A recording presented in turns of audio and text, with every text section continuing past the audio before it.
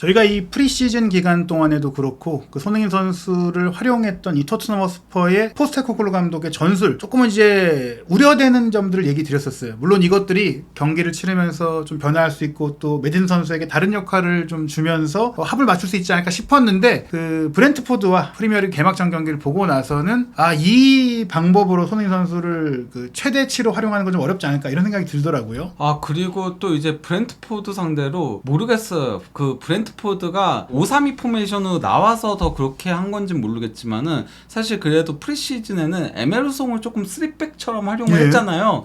그러면서 이제 우도지를 조금 좁혀 세우는 형태로 플레이를 가져갔었는데 이번 경기는 아예 에메르송과 우도지를 전부 다 미드필더처럼 올려서 쓰는 그런 플레이를 하면서 도리어 수비적으로 상당히 많은 리스크들이 발생을 했었죠. 사실 팀적인 차원, 즉 토트넘을 공격적인 팀으로 변모시키려고 하는 포스테코글루 감독의 방향성이나 뭐 디테일에 대해서 뭐 사실 인정하는 부분이 있어요. 다만 이제 우리는 한국 사람이기 때문에 손흥민 선수가 좀 잘하고 자신이 좋아하는 플레이, 뭐 장점들을 살리길 바라는 그런 마음도 있는데 그런 측면에 있어서 사실 이게 손흥민 선수만을 위한 게 아니라 팀을 위해서도 결국에는 브렌트포드와 비기는 과정에서 조금 낭비된 측면이 있지 않냐, 뭐 이런 생각이 들었습니다. 저는 근데 뭐 손흥민 선수를 차치하고서라도 그냥 너무 리스크가 크게 플레이를 한 게 아닌가. 이거는 안 그래도 프리시즌에도 계속 실점이 너무 많았잖아요. 그런 문제가 있었는데 이번 브렌트포드전은 사실 브렌트포드가 그렇게 공격을 많이 전개하지 않았음에도 리스크가 있는 그런 플레이를 했다라고 할 수 있겠는데요. 이 경기에서 뭐 기본적으로 토트넘이 4-2-3-1로 나오긴 했어요. 이것까지는 똑같았는데 그 전까지는 에메르송을 3백처럼 활용을 하면서 3백 빌드업을 가져갔었는데 그러면서 나머지 부분들을 조금 커버하는 모습들이 있었거든요. 근데 이번 경기는 그냥 투백이었어요. 판더펜하고 로메로만 뒤에 남아있고 우도지하고 로얄 선수가 함께 올라갔는데 아시다시피 그 현재 포스테코글루 감독의 축구는 윙포워드가 정말 사이드에 벌면서 사이드라인을 밟고 간격을 만들어준 다음에 우도지나 로얄 같은 선수들이 미드필드로 이제 같이 번갈아 가면서 뛰었었는데 이번 경기는 아예 둘까지 미드필드로 가면서 거의 비수마랑 우도지가 함께 서 있고 스킵보다 로얄이 더 올라가는 굉장히 공격적인 축구를 했어요. 올라가는 것뿐만이 아니고요. 로얄은 그냥 중앙에서 뛰었어요. 로얄은 중앙 미드필더였어요. 메짤라였어요. 거의 메짤라를 넘어서 공격형 미드필더였어요. 로얄 같은 경우는. 그러니까 그나마 우도지는 측면을 밟고 다니긴 했었거든요. 근데 이제 로얄 같은 경우는 저기 보시면 아시겠지만 4번이 이제 스킵이잖아요. 그리고 12번이 로얄인 거거든요. 도리어 스킵이 로얄을 커버하려고 갔는데 역부족이었다고 할 수 있죠. 그러다 보니까 뒷공간이 너무 많이 벌어졌어요. 특히 그나마 그래도 왼쪽 같은 경우는 세로로 길게였는데 오른쪽은 세로와 가로가 전부 다 텅 비는 상태가 있었고 여기를 이제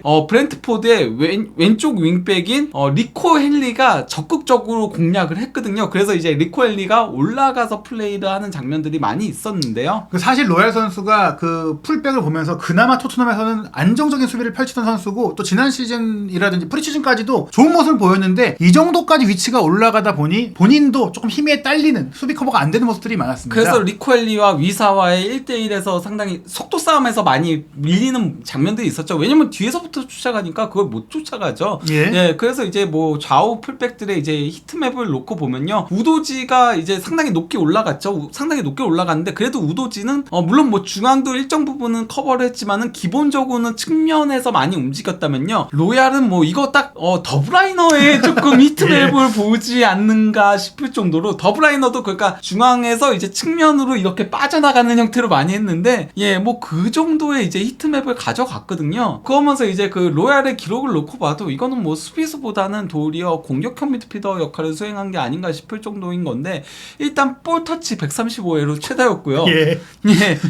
로얄이 135회요. 또 이제 패스도 106회를 시도해서 96회를 성공을 시켰고요. 그리고 또 이제 슈팅 한번 가져가고 거기서 이제 뭐 유효 슈팅이었고요. 또 이제 드리블 돌파도 3회 시도해가지고 1회 성공을 시켰고요. 또 이렇게 올라가다 보니까 수비적인 리스크가 발생을 하면서 드리블 돌파 허용을 2회를 기록을 한 거죠. 뭐 골을 넣었어요. 골을 넣었다는 점에 있어서 결국에는 결실을 맺긴 했지만 이 선수는 기본적으로 오른쪽 수비수인데 이게 정체성이 뭐냐. 이러한 가운데 그 헨리가 상당히 이제 공격적으로 올라가면서 다양한 공격 전개들에서 힘을 실어줬고 그 과정에서 도움도 올렸고 그리고 이제 빅찬스도 만들어내고 또 이제 찬스 메이킹도 2회를 기록을 했습니다. 그리고 또 이제 이 과정에서 위사가 또 이제 중앙 지역에서 많이 이제 헨리와 주고받는 플레이들, 그리고 또 이제 위사가 도리어 이 경기에선 키핑도 상당히 잘해줬거든요. 공격 진영에서. 그러면서 키핑하면서 헨리가 올라올 때까지 기다렸다가 헨리한테 주고받는 이런 플레이들이 상당히 좋았어요. 그러면서 이제 위사 같은 경우도 골도 기록을 했고 또 이제 슈팅도 3회를 기록했는데 그 중에 2회가 유효 슈팅이었고 드리블도 한 번 성공시켰고 또 이제 찬스 메이킹 2회를 기록을 했던 거였죠. 그러면서 이제 이거는 이제 뭐 찬스 메이킹 맵과 이제 슈팅 맵인 건데요. 그리고 드리블 돌파 맵이고요. 그러니까 세모가 이제 드리블 돌파인데 저 지역에서 이제 드리블 돌파를 기록하기도 했고 또 이제 찬스 메이킹도 왼쪽에서 이제 위사와 헨리와 주고받으면서 플레이들이 나왔던 거였고 또 이제 슈팅도 박스 안에서 그것도 약간 조금 왼쪽 구역에서 많이 슈팅을 가져갔다고 할 수 있겠습니다. 사실 저희가 서두에 말씀을 안 드렸지만 로메로 선수가 또 일찌감치 부상으로 빠지면서 산체스가 들어와야 했었는데 물론 산체스가 나름 열심히 커버하려고 하긴 했지만 오른쪽에 로얄, 산체스 요 라인들이 이제 거의 무너지면서 많은 위기를 이제 허용했다. 예, 그러다 보니 이제 그 브렌트포드의 공격이 거의 특히나 이제 왼쪽 측면 위주로 전개가 됐었는데요. 먼저 그 16분경에 위사가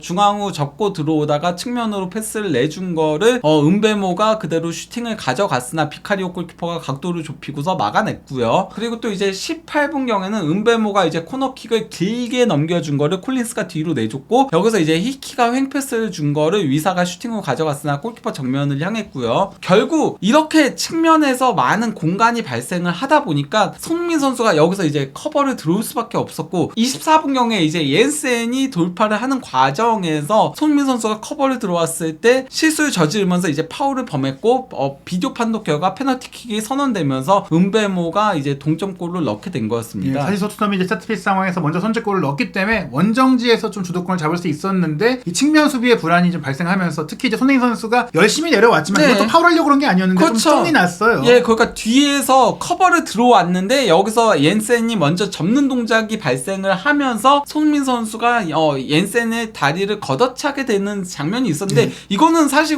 속도 때문에 어쩔 수 없는 상황이었거든요. 그리고 또 이제 그 31분경에는 옌센의 롱패스를 이제 그 에멜송이 차단을 하는 과정에서 야네트가 그대로 이제 전진 패스를 줬고 여기서 이제 위사가 측면에서 슈팅을 가져간 거를 이거는 산체스가 잘 그래도 커버를 했고요. 그리고 또 이제 36분경에 아예르의 롱패스를 헨리가 받아서 그대로 이제 치고 가는 과정에서 로얄이 이걸 속도를 따라가지 못했죠. 그러면서 이제 헨리가 컷백을 줬고 이를 위사가 슈팅으로 가져간 게 판더펜이 이제 슬라이딩 태클로 막아내려고 했으나 맞고 굴절돼가지고 이제 골이 됐는데 이건 뭐 판더펜의 실수였다기보단 막아내기 위한 어쩔 수 없는 과정. 그러니까 사실 이 장면은 로얄이 뚫린 게 1차적으로 문제였다라고 할 수 있는 겁니다. 다만 이 로얄 선수 개인의 문제라기보다는 포스테코글루 감독이 준비했던 그 전술적인 구조 때문에 로얄의 뒷공간이 뚫릴 수밖에 없었다. 예, 그리고 또 이제 그 추가 시간 10분. 이게 추가 시간이 11분이 나왔었거든요.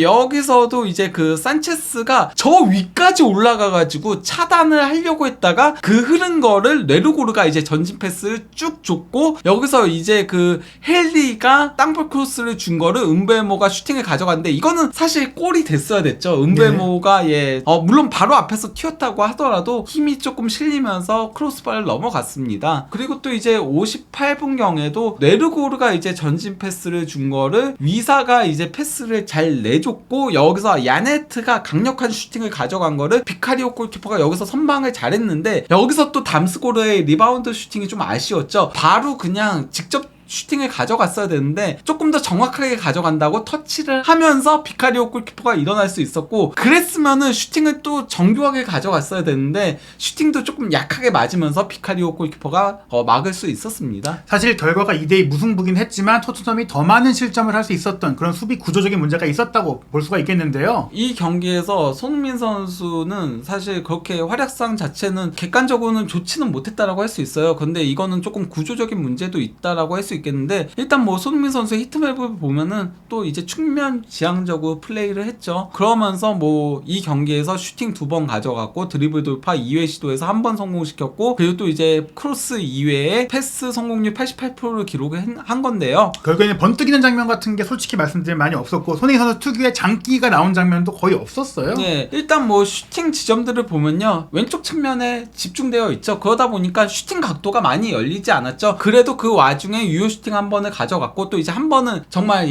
조금 옆으로 마치 골인 줄 알았는데 그게 조금 골대를 빗나가는 형태로 갔던 거였죠. 그리고 또 이제 패스를 보더라도 오른쪽에서 2번 기록한 거랑 중앙에서 2번 기록한 거 제외하고는 다 측면에서 패스들을 주는 형태였어요. 그러다 보니까 패스도 조금 위협적으로 주기가 애매한 부분들도 있었고 드리블도 다 이제 왼쪽 측면에서 시도를 했던 거였죠. 사실 이제 토트넘이 과거 역습 축구를 할 때는 그 광활한 공간을 스프린트로 치고 들어가면서 호쾌한 장면들을 만들었던 손흥민 선수인데, 물론 지금은 이제 공격적인 축구, 공을 많이 소유하고 상대 지역을 지배하는 축구를 하면서도 손흥민 선수가 분명히 강점을 발휘할 수 있는데, 윙어로 사이드에만 배치해 놓으면은 양발 슈팅 능력이라든지 뭐 돌파 능력이라든지 슈팅 능력을 전혀 발휘할 수가 없습니다. 반면에 이렇게 사이드를 밝게 하고 다니는 플레이라면은 페리시치가 더 어울린다라는 거를 이번 경기에서도 보여줬습니다. 딱 15분을 뛰었을 뿐인데도요. 이 경기에서 뭐 찬스 메이킹 한 번, 그것도 본인의 장기인 크로스로 기록을 했고요. 또 이제 드리블도 4회를 기록했는데 그 중에 3회가 측면에서 이제 드리블 성공을 시키면서 그러면서 조금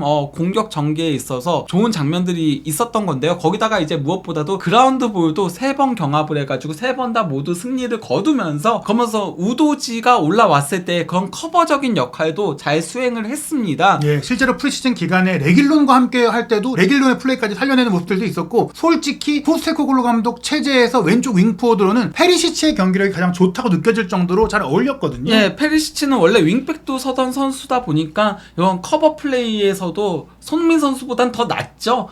아무래도 손흥민 선수는 사실 윙 플레이어더라도 포워드석 속성이 강한 반면에 페리시치는 윙 플레이어였을 때도 포워드보다는 윙 미드필더, 전형적인 클래시컬한 윙에 더 가까운 선수였던 데다가 윙백까지 소화를 했었으니까 선수 경력 말년에는, 그러다 보니까 이제 이런 플레이는 더 맞는다라고 할 수 있겠는데요. 특히 이제 그 83분경에는 우도지가 일단은 중앙으로 접고 들어와서 페리시치한테 패스를 줬고, 여기서 이제 페리시치가 볼을 끌다가 오버래핑에 올라간 우도지한테 패스를 주고, 다시 우도지가 백패스를 준 거를 페리시치가 길게 크로스를 넘긴 거를 파페사르가 헤딩 슈팅으로 가져갔으나 이게 골키퍼 정면을 조금 향했다라고 할 수 있고요.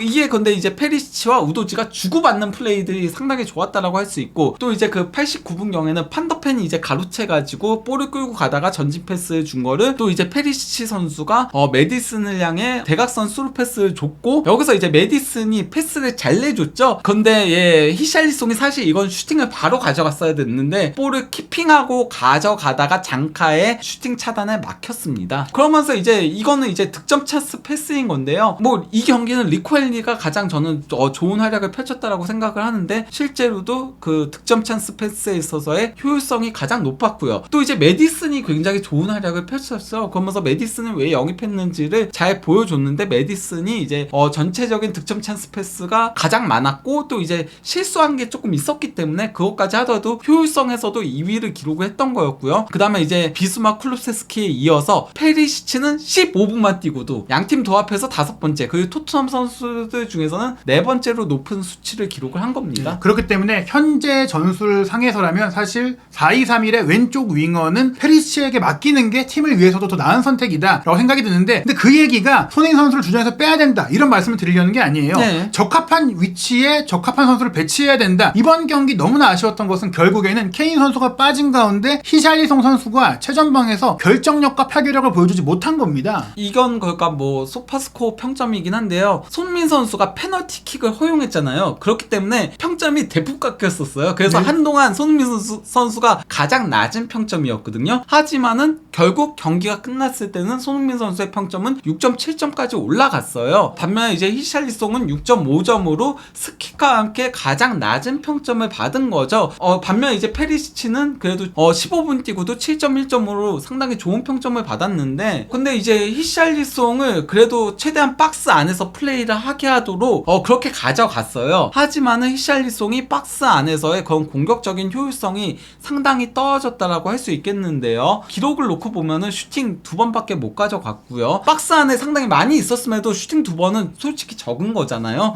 그리고 또 이제 드리블도 3번 시도해서 1번 성공시켰고, 찬스 메이킹도 1번이었고, 패스 성공률 72%였고, 무엇보다도 여기 박스 안에 붙이면서 경합을 하라고 시킨 거였는데 경합 승률이 너무 떨어졌어요. 그라운드 볼도 6번 경합했는데 딱 한 번 성공시켰고 공중볼은 5번 경합했는데 한 번도 기록하지 못했고 그럼 박스 안에 히샬리송을 넣은 이유가 없는 거거든요. 사실 손흥민 선수를 최전방에 놨을 때 우려되는 점들은 그런 경합 부분이라든지 헤더 이런 부분에 약점이 있는 것인데 히샬리송이 이 정도라면 차라리 골이라도 잘 넣고 기회라도 만들 수 있는 손흥민 선수를 앞에 놓는 게 어떻겠느냐. 사실 그리고 그 케인이 떠났을 때는 히샬리송이 왼쪽 측면으로 빠지고 손흥민이 중앙으로 들어가면서 이런 스위칭 플레이를 조금 기대를 했었거든요. 그런데 그런 모습을 보여주지 않았던 게 정말 아쉬웠다라고 할 수 있겠는데요. 또 이제 이거는 득점 찬스 리시브인 건데요. 은베모가 가장 많았고요. 그리고 토트넘 선수 중에서는 그래도 히샬리송이 가장 많은 득점 찬스 패스를 받은 거예요. 받았음에도 슈팅은 2번밖에 가져가지 못했고 그 2번도 사실은 조금 실망스러운 슈팅들이었다라고 할 수 있고요. 예, 사실 손흥민 선수도 슈팅이 2번이었는데 거의 그 행운의 기회가 와서 간신히 때렸던 것이고 그게 더 날카로웠습니다. 그리고 무엇보다도 히샬리송의 패스맵이나 이제 드리블 맵을 놓고 보면은 히샬리송의 문제를 확인할 수 있는 건데요. 박스 안에 히트맵을 그렇게 많이 가져갔음에도 박스 안에서 슈팅 2번 외에는 나머지의 영향력이 전혀 없었어요.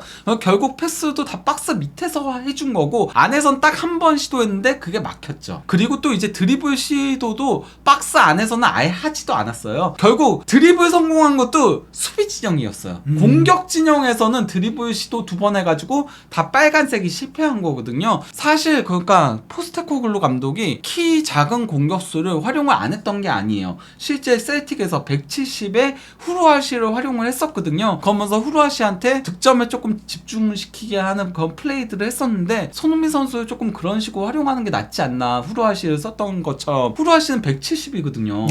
예. 사실 손흥민 선수가 더 좋은 조건을 갖고 있고 또 검증된 득점력을 갖고 있기 때문에 말씀하신 대로 히샬리송 손흥민 선수가 교체하면서 전방에서 유연한 움직임이 되면 좋겠지만 지금 토트넘의 플레이는 윙포드는 정말 사이드 플레이만 하고 그 사이에 메디슨이 있고 또 9번 공격수는 박스 안에만 머무르니까 이럴 거면 차라리 손흥민 선수를 그 박스 안에서 슈팅하는 선수로 좀 기용하는 게 어떻겠느냐. 아무래도 이제 그 히샬리송이 이 경기에서 부진했었다 보니까 보시면 아시겠지만 점유율 토트넘이 69대 31로 크게 앞섰고요. 거의 7대 3이잖아요. 이거는 그러면은 뭐 맨시티급의 점유율을 가져갔다라고 봐도 무방하고요. 또 이제 슈팅 숫자도 18대 11로 우위를 점했어요. 하지만은 정작 기대 득점은 브렌트포드가 2골이었고 토트넘은 1.3골이었어요. 그러니까 브렌트포드가 더 효과적으로 플레이를 했다는 걸 확인할 수 있는 거죠. 그리고 더 위협적으로 플레이들을 가져갔고 슈팅 지점들도 보면은 아무래도 브렌트포드가 조금 더 박스 근처에서 슈팅들을 더 많이 가져간 것들을 확인할 수 있는 거죠. 그리고 이제 공격 위협도 그래프를 놓고 보더라도 공격을 그래도 더 많이 주도한 거는 토트넘이긴 해요. 밑에를 보시면 아시겠지만요.